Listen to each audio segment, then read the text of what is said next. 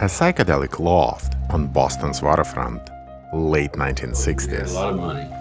We had our own dedicated computers, analog and digital. We had all sorts of equipment, whatever we wanted. We had A mysterious sponsor, a looming deadline, and a bunch of nerds dreaming of a different AI. They were wanting a different world from what the hippies wanted.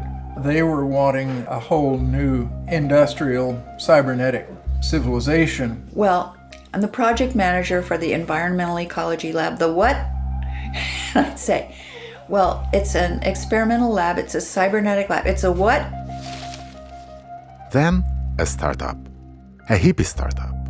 A place in the woods where closing was optional, but play wasn't. Their nerd dream is still alive.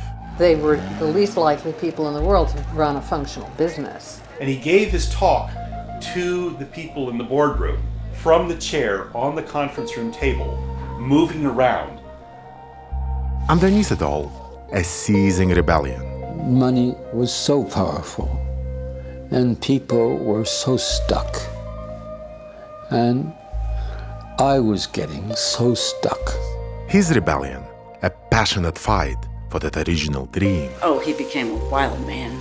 But will his rebellion also be that dream's ultimate downfall? I can't think of a worse place to start tripping than a military base, but that's what he did. I do remember going to the laundromat with him once, and he was wanting to take his clothes off and wash them. A life like no other. A psychiatrist, a hippie, a Maoist, the original cheerleader for smart technologies. A tech guru before tech gurus existed. Why and where did he How disappear? did this guy who was pioneer in his field and in the forefront of his profession, what happened?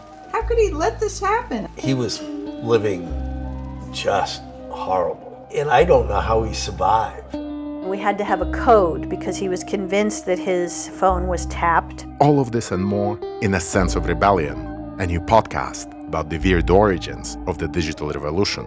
Researched, written, and presented by me, Evgeny Morozov, the creator of the Santiago Boys. All episodes are out in April. Produced by Post-Utopia. That's why we call ourselves ecologists, because we're trying to learn how we as humans are environment to the earth.